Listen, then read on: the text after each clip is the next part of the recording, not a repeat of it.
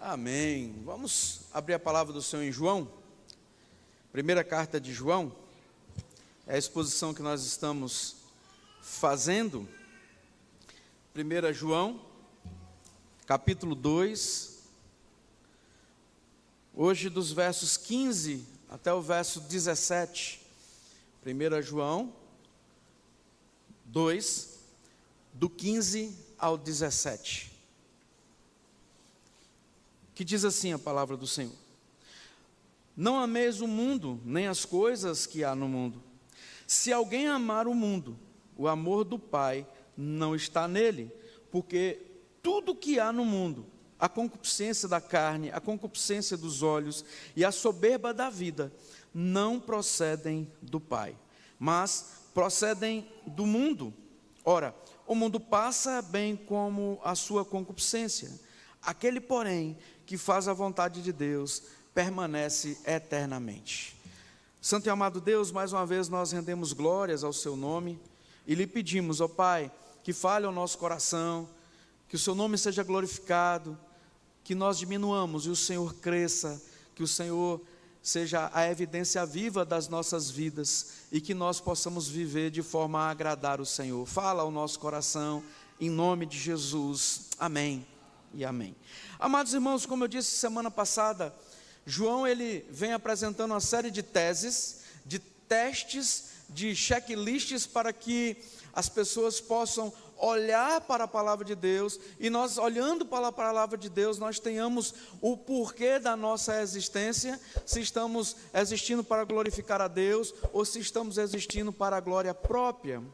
Aí ele para a sua tese, então ele põe ali do verso 12 até o verso 14, um chamamento de atenção para mostrar o que ele queria fazer. Ele não estava ali simplesmente propondo que os crentes não eram crentes, e sim que os crentes precisavam se ressalvar, se resguardar daquilo que o mundo, daquilo que os falsos profetas introduzem em nossa cabeça, aquilo que os falsos profetas, que os falsos mestres nos dão todos os dias. Nós somos bombardeados todos os dias com palavras problemáticas, com palavras que não são a palavra de Deus.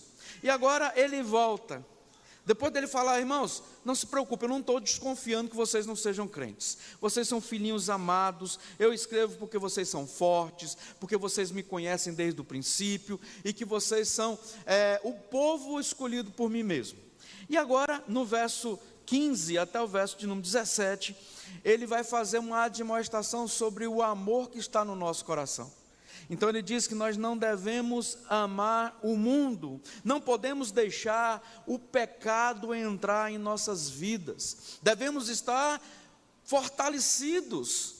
Mas pastor, como é que eu faço isso? De antemão já lhe digo, se alimentando da palavra, estando na casa do Senhor. Como vamos aprender se quarta-feira nós não estamos aqui?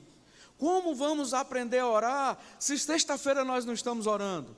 Como vamos aprender sobre cristologia e outras coisas mais, sobre seitas e heresias e outras coisas que permeiam o nosso mundo se nós não estamos na EBD? Como vamos aprender a decorar o Salmo 19 cantado pela Mônica se nós não estamos todo domingo aqui aprendendo ela a ensinar a gente a cantar?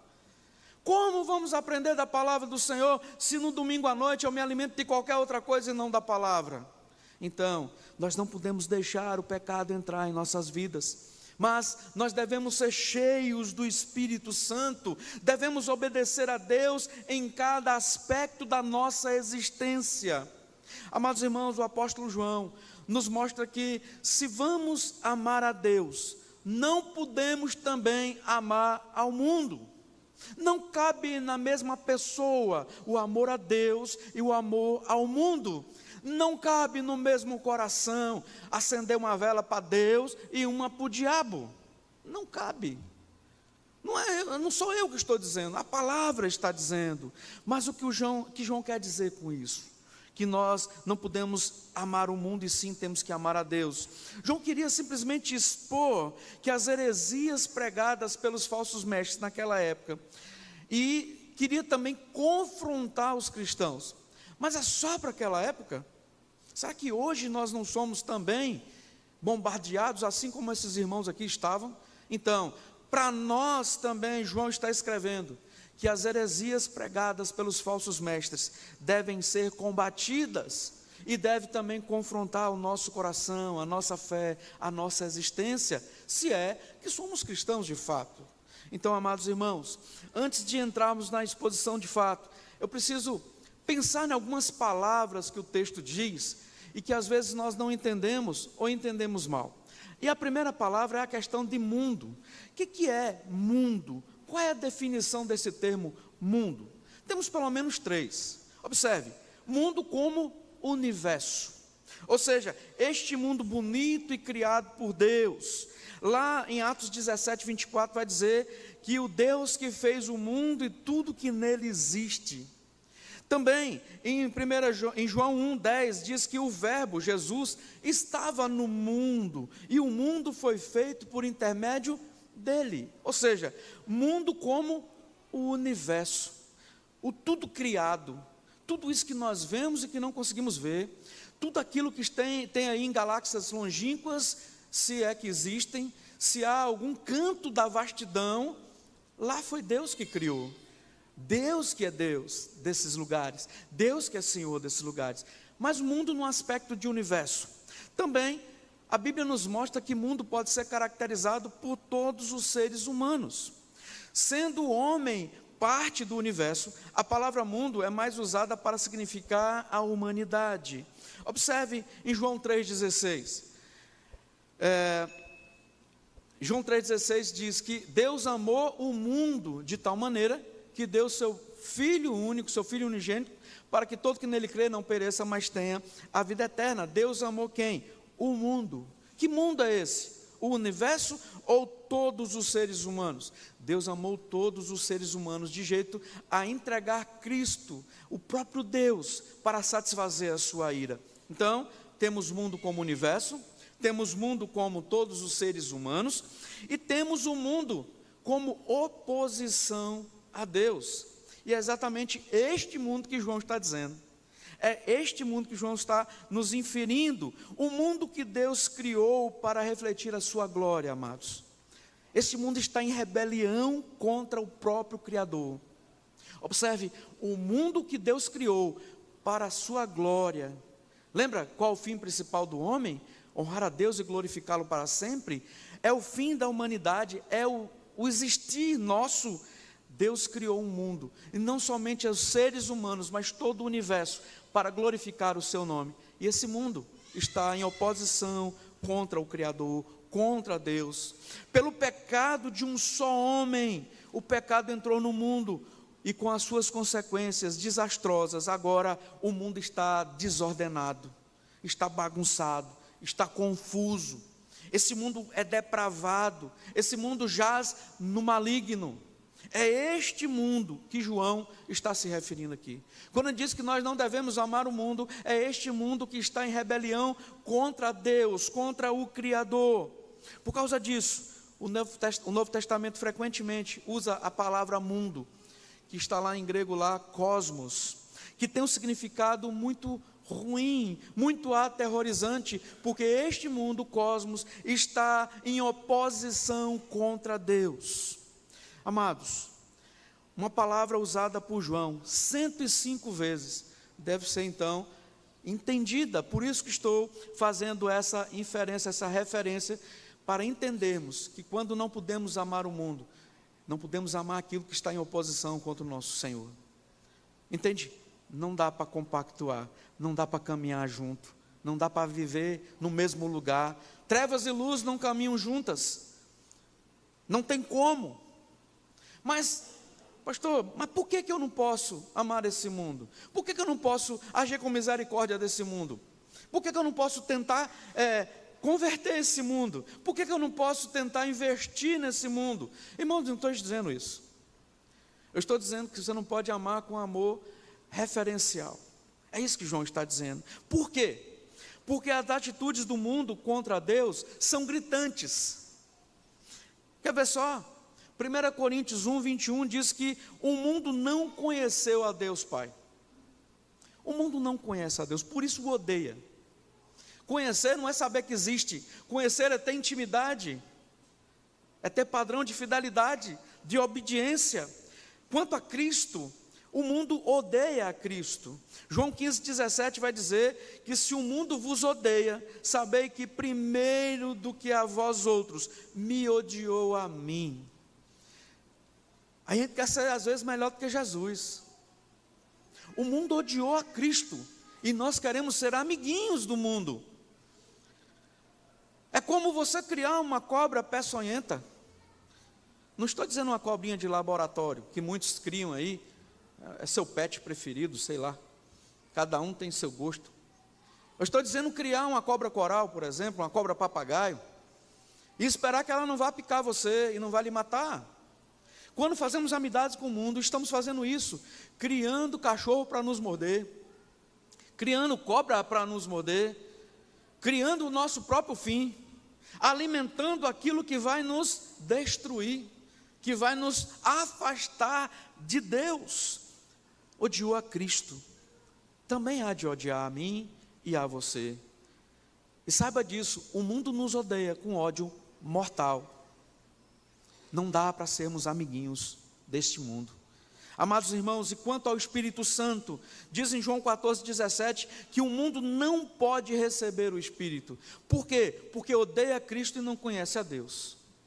É simples assim. Então, descobrimos que a atitude do mundo contra Deus é sempre oposição. Queridos, João 18,36 vai dizer que a amizade do mundo é inimiga de Deus. Não tem como. É por isso que Jesus disse que o meu reino não é deste mundo. João 16 ele vai dizer que ele venceu esse mundo. É por isso que os nossos olhos são em Cristo e não nas coisas do mundo. Lembra da mulher de Ló? Olha, saiam daqui, vocês foram abençoados, privilegiados pelo Criador. Nós vamos destruir isso aqui tudo, e vocês, família de Ló, vão sair e não olhe para trás. Não deixe seu coração aqui, não deixe seu coração nas coisas passadas, nas coisas do mundo. E eles indo a caminho, ela lembra das coisas do mundo, e diz o texto que ela olhou para trás. Eu creio, não vamos entrar nessas partes exegéticas, disse aí para pastor Evantes, mas eu creio que ela não olha literalmente virando o pescoço para trás, mas o seu coração estava lá atrás, o seu coração estava nas coisas do mundo, estava nas coisas materiais que ela tinha conquistado, e que aquele fogo estava destruindo tudo. E quando ela olha com as coisas para trás, ela olha para trás, ela volta no seu pensamento, diz o texto que ela é morta, porque ela virou uma estátua de sal. Amados, a amizade com o mundo constitui inimizade com Deus. Não temos como caminhar juntos. É bom notar que a atitude de Deus para com o mundo, ela é inflexível. Observe, Deus não faz concessões com aquilo que é opositor a Ele.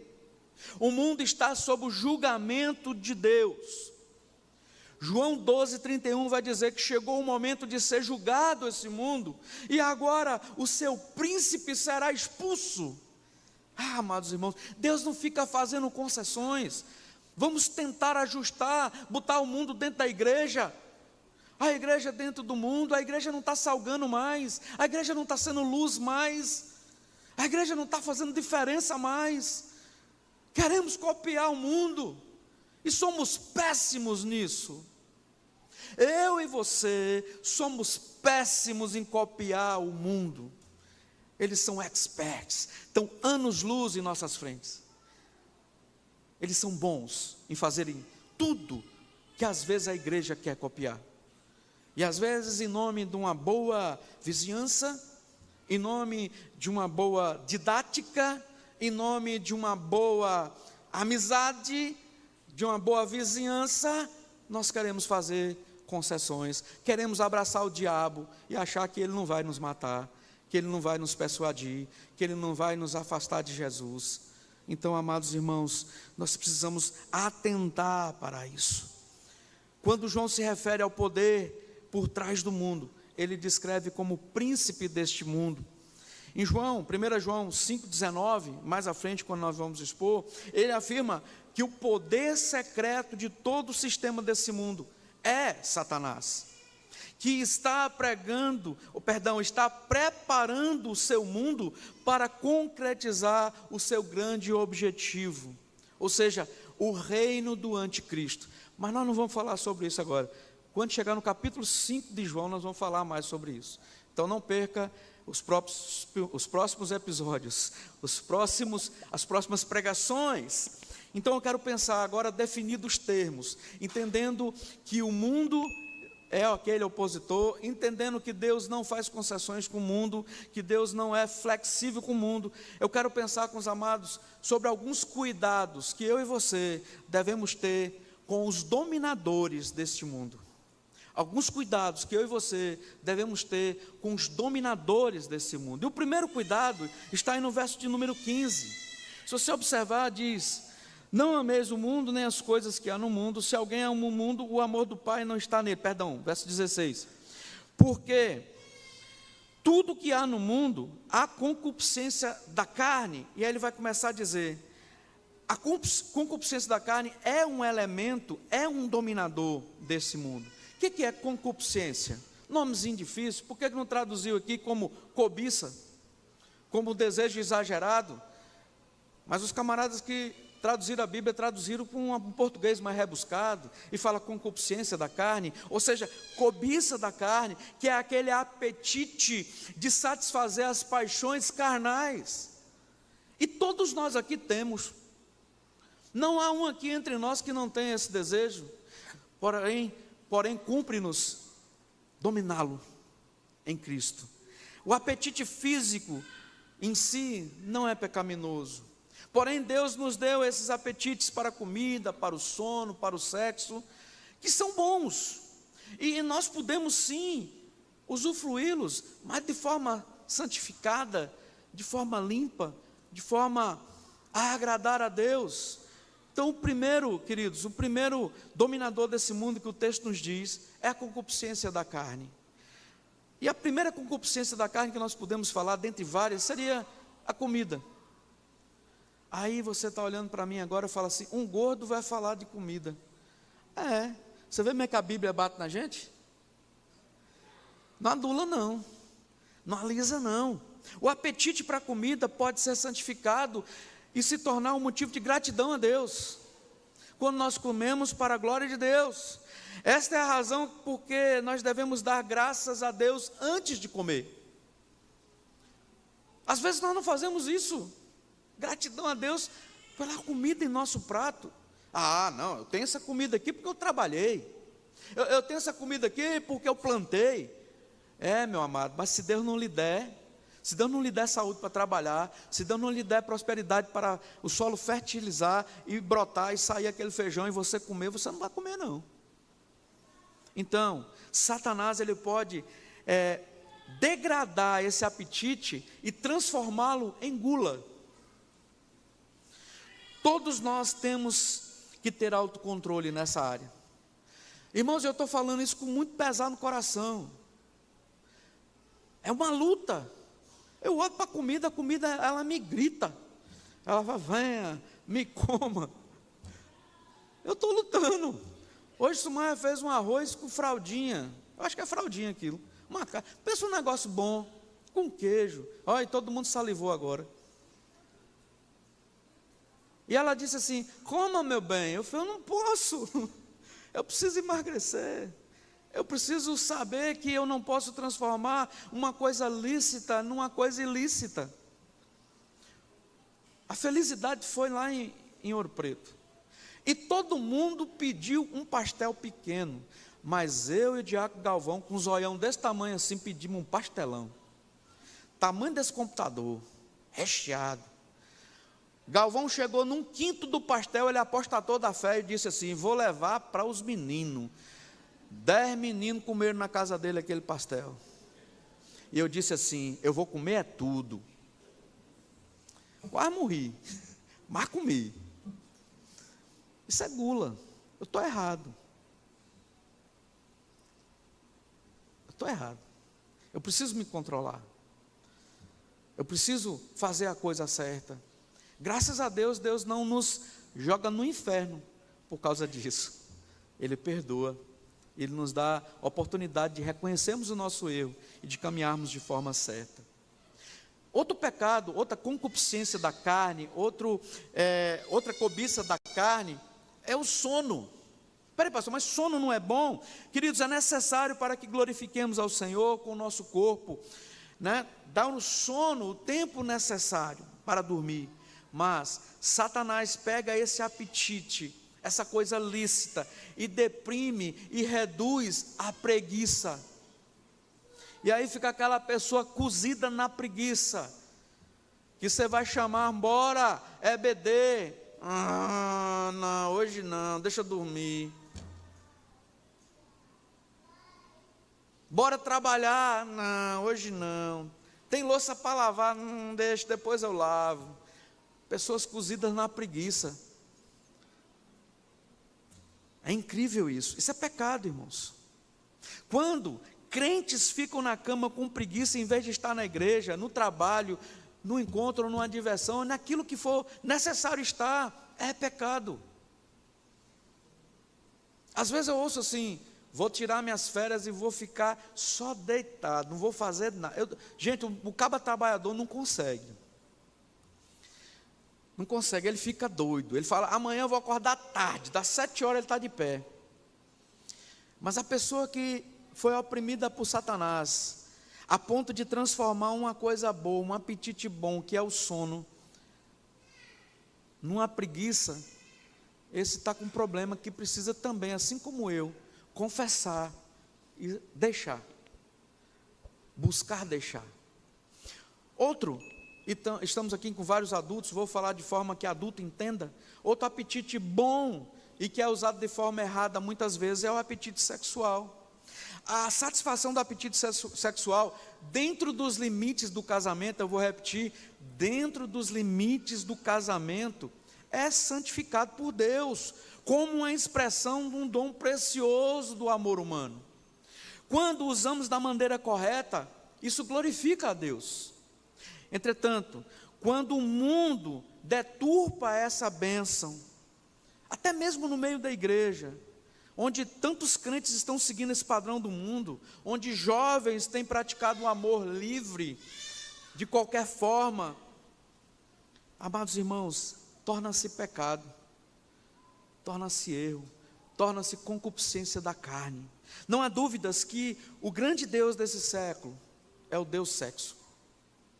É o grande Deus, que em nada glorifica a Yahvé, o grande Deus da nossa criação. E esse grande Deus deste mundo resulta em tantas tragédias, em famílias destruídas, em corações dilacerados, em vidas embriagadas pelo amor pecaminoso. Então a palavra de Deus nos diz que nós devemos tomar cuidados com os dominadores desse mundo, e diz que o primeiro deles é a concupiscência, é a cobiça da carne. Mas o segundo diz que é a concupiscência dos olhos, está aí no verso 16. Este é o desejo do superficial. Concupiscência dos olhos é aquela questão fútil da vida. É aquela questão que leva as pessoas a desejar e possuir tudo que é atraente aos seus olhos, aos seus sentidos físicos. É aquilo que a pessoa não precisa, mas ela quer. Não é vital, mas ela deseja. Ela nem pode comprar, mas é do gosto. Então, eu vejo, eu quero e eu vou consegui-lo. Geralmente o mundo nos apresenta dessa forma. E este é o pecado que a mídia social mais explora. Hoje falávamos, eu e a Sumaia, sobre uma youtuber, e mostrando a vida de ostentação, e daí eu já entro no terceiro ponto daqui a pouquinho sobre isso, sobre uma vida de ostentação, um casarão, tudo do bom e do melhor, uma vida parece que sem trabalho, sem muita dificuldade. E o que acontece? Muitos jovens hoje, quando são perguntados, o que você quer ser quando crescer? Ele diz, TikToker. que você quer ser quando crescer? YouTuber. Antes eles queriam ser jogador de futebol. Mas jogador de futebol tem que correr, tem contato físico, cansa, né? Às vezes tem que até ir embora do país. Eles querem ser YouTubers, TikTokers. Eu não sei qual o nome que dá lá para o Instagram, mas é um trem nessa mesma vertente. Irmãos, concupiscência dos olhos é um desastre na vida minha e sua. Você quer ver exemplos bíblicos? Adão e Eva.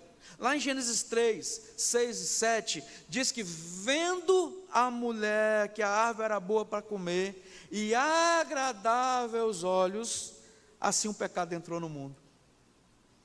Você acha que a serpente pegou o fruto e deu para a mulher? Não, ela que lançou mão e pegou, porque ela viu, ela desejou, e ela poderia conseguir, conseguiu. Só que com isso o pecado entrou no mundo. Que é outro exemplo bíblico, em Josué 7, verso 20 e 21, conta a história de Acã. E lá vai dizer que quando vi entre os despojos uma boa capa babilônica, olha só o texto que diz: cobicei-as e tomei-a. Por causa desse pecado, Acã, que começou com a concupiscência dos olhos, Israel com Josué sofreu uma derrota pela uma pequena cidade chamada Ai. Concupiscência dos olhos. Ele viu, ele desejou e ele pegou. Você quer outro? Só para a gente não ficar falando muito. Davi. Em 2 Samuel 11, verso 2, vai dizer que Davi viu uma mulher que estava tomando banho, e ela era muito formosa. Como os olhos de Davi causaram um estrago na vida de Davi. Ele viu, ele tomou, ele cometeu o adultério com aquela mulher. E a tragédia que essa história traz, que um homem que estava segundo o coração de Deus, ele comete o pecado da concupiscência dos olhos. Amados irmãos, assim como nós precisamos aprender a dizer não para as tentações do mundo, nós também precisamos dizer não para aquilo que os nossos olhos veem e cobiçam. Precisamos aprender a fazer isso. E por fim, uma terceira concupiscência, ou um terceiro dominador deste mundo, é o que o texto chama de soberba da vida. Está aí no verso 16, concupiscência da carne, concupiscência dos olhos e a soberba da vida, a ostentação de bens. Por que os meninos querem ser TikToker? Por que eles querem ser YouTuber? Porque aqueles de 1 entre 1 milhão que deu certo, apresentam uma vida de ostentação. E aí fica muito prazeroso ele querer aquilo, porque nós, num coração nosso que é pecador, ele tem essa soberba da vida. A palavra simples aqui seria orgulho. Entendem por que não curto essa palavra orgulho? Porque ela é perigosa.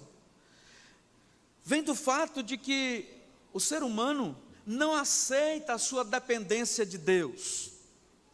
Vem do fato que esse ser humano, ele quer agir como se fosse o Senhor e doador da sua própria vida. E por muitas vezes nos tornamos cegos para esse tipo de pecado.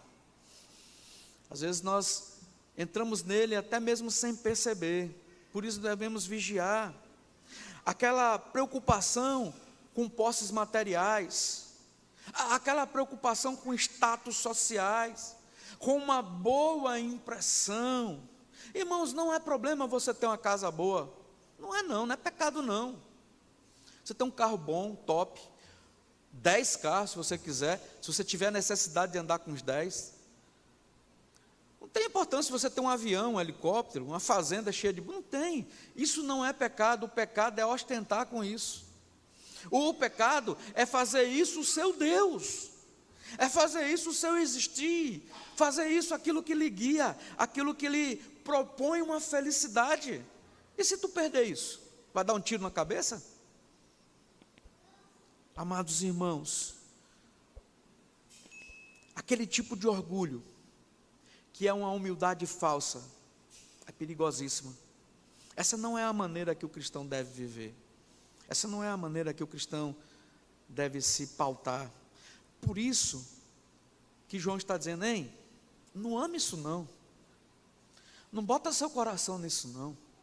Não bota sua esperança nisso não. Sua segurança. Não ame o mundo.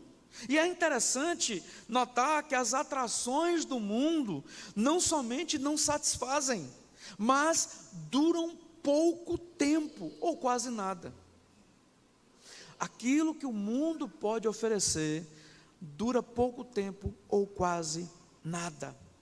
Verso 17: ora, o mundo passa, bem como a sua concupiscência, bem como a sua cobiça. Aquele, porém, que faz a vontade de Deus, permanece eternamente, permanece para sempre. Olha que interessante, na parte A do verso 17, porque o que crê, é isso que João está dizendo, o que crê, aquele que é herdeiro da vida eterna, aquele que é salvo em Jesus, aquele que pauta a sua vida nas coisas do Altíssimo, concentra os seus anseios, concentra a sua ambição, os seus interesses em algo que é insolúvel. Entretanto, aqueles que concentram a sua ambição nas coisas deste mundo, que são inconfiáveis, são perecíveis, por que agem assim? Sabendo nós que essas coisas não trazem felicidade. Por causa disso, a segunda parte faz uma antítese muito clara, onde João nos desafia a respeito da maneira que estamos vivendo hoje. A maneira que nós estamos vivendo hoje. Se amamos o mundo, não podemos amar o Pai. Não, pastor, eu consigo. Não consegue, amado. Não, eu consigo ser crente e também ser lá do mundo. Crente Raimundo, um pé na igreja, um pé no mundo. Não, você não consegue. Nós somos fracos, frágeis, limitados. Precisamos ser dependentes de Deus. Não podemos amar o mundo nessas coisas que não nos satisfazem eternamente.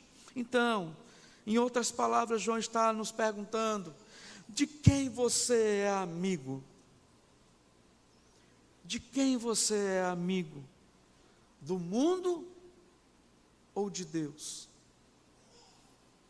Os dois são mutuamente exclusivos com o objetivo do nosso amor. Ou é um ou é outro. Não há dúvidas que para João, não há dúvidas para o meu coração também, que quem faz a vontade de Deus mostra realmente que ama o Pai. E o oposto disso é verdadeiro. Quem não faz a vontade de Deus está nos informando que ama este mundo caído. Para concluir, amados, nós vimos essa noite alguns cuidados que nós devemos ter com os dominadores desse mundo: a concupiscência da carne, dos olhos e, por fim, a soberba da vida. O mundo, ele atrai, ele seduz. Isso faz com tantas pessoas. Essas pessoas amam o mundo, seguem os seus caminhos, especialmente porque amam a si mesmas, porque querem se impregnar de coisas ruins, de coisas fúteis, de coisas impregnadas de pecado. Desejam isso. E muitas vezes nós queremos atribuir isso a outrem. Observe, a pessoa olha para um filho e diz: puxou o pai, não vale nada que nem o pai. Olha para a menina e diz: é a mãe todinha, ó, não vale nada, igual a mãe. Você quer ver isso num relacionamento que já houve divórcio? É um problema. As pessoas querem atribuir o pecado que é da própria pessoa para a outra. Não é porque é filho de fulano ou de cicrano. Isso não passa no DNA, não, gente. Eu não vou adotar uma criança porque eu não sei quem foi o pai. Oxi. Pecado agora passa no sangue, pastor Evans? DNA? Não. O mundo que atrai essas pessoas. O mundo que faz com que elas queiram pecar. O pecado está enraizado no nosso coração, porque Adão pecou. Mas Cristo nos libertou desse pecado, nos dando a oportunidade de dizer: não, eu não vou fazer. Não porque eu sou forte, não porque eu sou filho de fulano, não porque eu sou presbiteriano, mas sim porque Cristo me salvou. É dessa forma. Em contraste, nós temos esse Pai maravilhoso, amoroso. Em contraste com esse desejo do mundo, nós temos Deus, que é esse Pai que permanece, que é aquele que demonstra amor pela maneira daqueles que o obedecem. Queridos, o mundo e aqueles que só vivem para o mundo desaparecerão, mas o Pai amoroso e seus filhos obedientes, aqueles escolhidos antes da fundação dos tempos, esses viverão para sempre. É no céu que nós vamos morar. Isso aqui é passageiro. Tudo que nós temos, nada levaremos. Amados irmãos, o que Satanás nos oferece são apenas desejos que não podem ser satisfeitos. Deus tem a perfeita vontade que nunca pode ser contrariada. Os seguidores desse mundo compartilham uma condenação, morte, nos aspectos e no sistema deste mundo. Porém, os filhos de Deus compartilharão e viverão a vida eterna.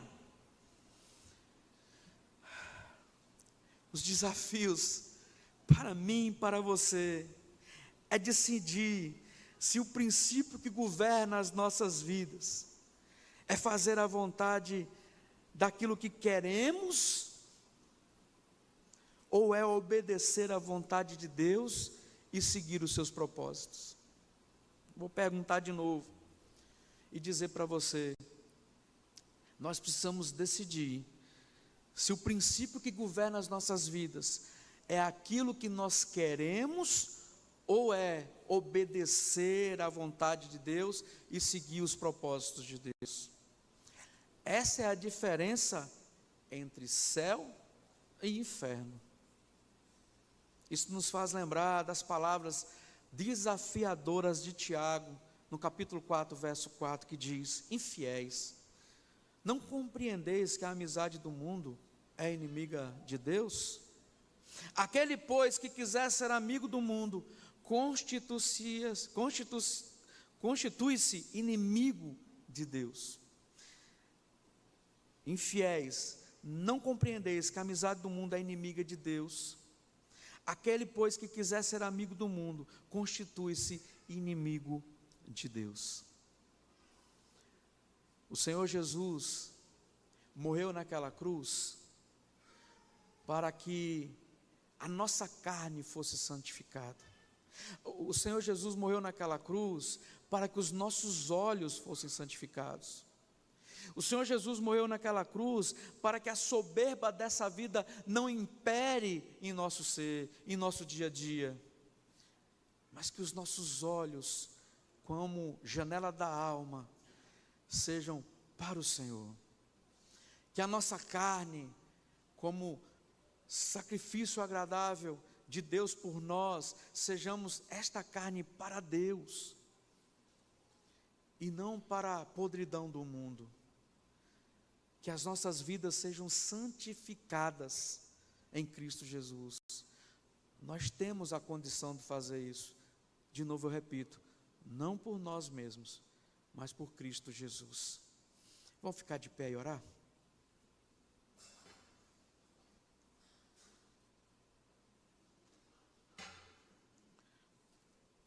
Santo e bondoso Deus, nós estamos na sua presença, Pai, porque sabemos que o Senhor está nos conduzindo, o Senhor está nos guiando, o Senhor Deus opera o nosso coração de forma maravilhosa. Nós, ó Deus, te pedimos perdão por toda a cobiça da carne e dos olhos, por tudo aquilo, ó Deus, que nós deixamos de santificar ao Senhor, por tudo aquilo, ó Deus, que nós às vezes queremos compactuar, queremos colocar no mesmo pé de igualdade. O Senhor nos admoesta, Pai, para não amarmos esse sistema caído, mas para que vivamos de forma obediente na sua presença.